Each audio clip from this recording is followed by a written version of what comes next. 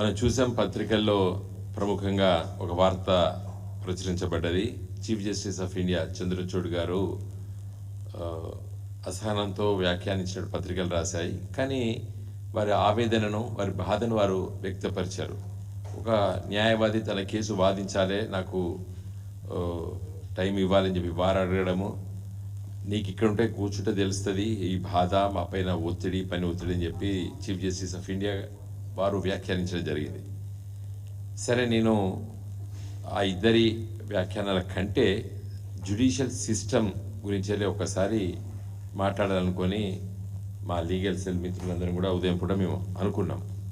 కాబట్టి ఈ పత్రికా విలేకరుల సమావేశం నేను క్లుప్తంగా కొన్ని విషయాలు చెప్తాను. తర్వాత మా పార్టీ సీనియర్ న్యాయవాది వృత్తులు ఉన్నారు, senior party leader general secretary Bharat గారు కూడా చాలా విషయాలు మీ ముందు ప్రస్తావిస్తారు. మనకందరికి తెలుసు, ప్రజాస్వామ్య వ్యవస్థలో పట లెజిస్లేటివ్, ఎగ్జిక్యూటివ్, జ్యుడిషియరీ, ఇవి మూడు 3 pillars ఆఫ్ డెమోక్రసీ అంటారు. ఇంకా 4th pillar ఆఫ్ డెమోక్రసీ మీరు, ప్రెస్ అని మనము ఇన్ఫార్మల్గా అనుకుంటాం. బట్ ఫార్మల్గా అయితే 3 pillars of democracy, legislative, executive and judiciary. భారతదేశం స్వాతంత్రం వచ్చిన తర్వాత 75 సంవత్సరాల స్వతంత్ర భారతదేశంలో ఈ మూడిట్లలో జ్యుడిషియరీ పడుతున్నటువంటి బాధలు, వాటిపైనే మరి ఈరోజు చీఫ్ జస్టిస్ గారు ఆ విధమైనటువంటి బాధను వ్యక్తపరచని చెప్పి మేము భావిస్తున్నాం. మీ దృష్టికి 2-3 విషయాలు తీసుకురావాలనుకున్నాం. అతి ముఖ్యమైన విషయము, లా కమిషన్స్ చాలా సందర్భాల్లో పట లేటెస్ట్గా 18th లా కమిషన్ తన 229 రిపోర్ట్లో చాలా స్పష్టంగా చెప్పినారు, సుప్రీంకోర్టు ఢిల్లీలో కాకుండా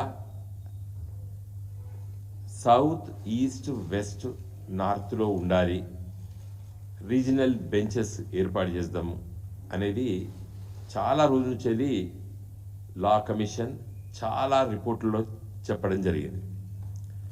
తర్వాత లేటెస్ట్గా అంటే ఈ సంవత్సరమే ఫిబ్రవరిలో పార్లమెంట్లో మరి standing committee on law and justice ఉంటుంది, వాళ్ళు కూడా రిపోర్ట్ ఇచ్చారు.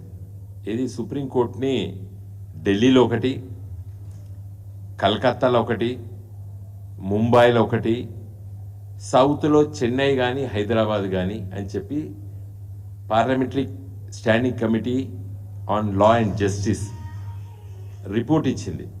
ఆ రిపోర్ట్ని కేంద్ర ప్రభుత్వం ఆమోదించింది.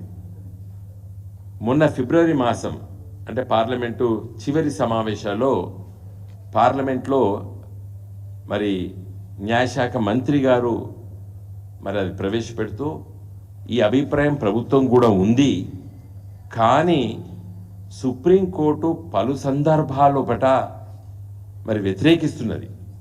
సుప్రీంకోర్టు వ్యతిరేకిస్తున్నది. ఫుల్ కోర్ట్ అంటారు, అంటే అందరు జడ్జిలు, సుప్రీంకోర్టులో జడ్జిలు అందరు కూర్చొని వాళ్ళు కొన్ని డిసిషన్స్ తీసుకుంటారు, దాన్ని ఫుల్ కోర్ట్ అంటారు. ఇది లీగల్ టర్మినాలజీలో వాళ్ళు కూడా నిర్ణయం చేసి ఇది దేశ సమగ్రతకు మంచిది కాదు అని చెప్పి ఒక 15 సంవత్సరాల క్రితము తీర్మానం చేశారు. సో ఈ పరిస్థితిలో మేమేమీ చెయ్యలేము అని చెప్పి మరి కేంద్ర ప్రభుత్వము పార్లమెంట్లో న్యాయశాఖ మంత్రి చెప్పడం జరిగింది. నేను ఈరోజు పత్రికా విలేకరుల సమావేశం ద్వారా దేశ ప్రజలకి, ముఖ్యంగా కేంద్ర ప్రభుత్వానికి 2-3 మేము విన్నవించదలుచుకున్నాను. నేను ఒక పార్లమెంట్ సభ్యుడిగా 2015లో ఖచ్చితంగా 9 సంవత్సరాల క్రితము ప్రైవేట్ మెంబర్ బిల్లు పెట్టిన పార్లమెంట్లో. ఏం పెట్టినా ఆర్టికల్ 130లో ఏం చెప్తుందంటే, రాజ్యాంగంలో ఆర్టికల్ 130 ఏం చెప్తుందంటే, ఈ సుప్రీంకోర్టు దేశంలో ఎక్కడైనా బెంచెస్ ఏర్పాటు చేయాలంటే చీఫ్ జస్టిస్ ఆఫ్ ఇండియా నిర్ణయం తీసుకొని చేస్తాడు అని చెప్పి ఆర్టికల్ 130లో ఉంది. కాబట్టే కేంద్ర ప్రభుత్వానికి ఆలోచన వచ్చినా, పార్లమెంటు కూడా సుప్రీంకోర్టు బెంచెస్ 2-3 దిక్కులో పెట్టాలని చెప్పి పార్లమెంటు కూడా ఒక అభిప్రాయం పడ్డా కూడా చేయలేకపోవడం గల కారణం ఏంటంటే ఆర్టికల్ 130 లోపట చీఫ్ జస్టిస్ ఆఫ్ ఇండియాకు అధికారం ఉన్నది అని చెప్పి రాజ్యాంగం చెప్తుంది. కాబట్టి కేంద్ర ప్రభుత్వం నేను చేయలేకపోతున్నా అని చెప్పి పార్లమెంట్లో కేంద్ర మంత్రులు చెప్తున్నారు.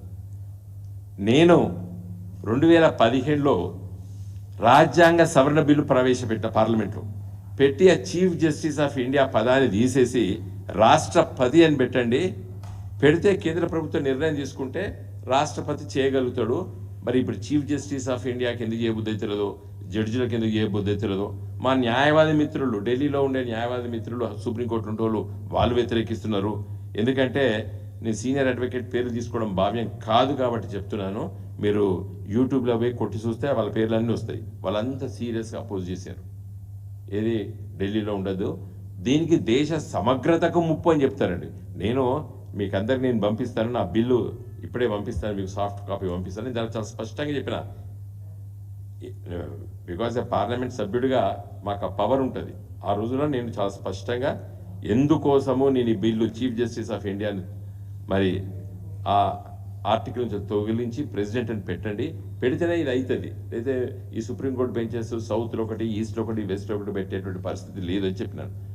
ఎందుకు కావాలి ఈరోజు అనేది ఒక్కసారి నేను చెప్పదలుచుకుంటే, ఇలా దేశంలో 5 కోట్ల కంటే ఎక్కువ కేసులు పెండింగ్ ఉన్నాయండి దేశవ్యాప్తంగా. 5 కోట్ల పైచిలకు పెండింగ్ ఉన్నాయి. దాంట్లో దాదాపు 4 కోట్ల దానిక జిల్లా కోర్టుల కేసులు ఉన్నాయి. హైకోర్టులో, సుప్రీంకోర్టులో దాదాపు అన్ని రాష్ట్రాలు అదొక 60-70 లక్షల కోటి దాకా అవి ఉన్నాయి. కాబట్టి వీటిలో 50% గవర్నమెంటే లిటిగెంట్. ఈ కేసులో పెద్ద లిటిగెంట్ ఎవరంటే ఈ దేశంలో గవర్నమెంటే పెద్ద లిటిగెంట్. సగం కేసులు ఇవన్నీ నేను చెప్తున్నాను, లా కమిషన్ రిపోర్ట్ ఇది. కాబట్టి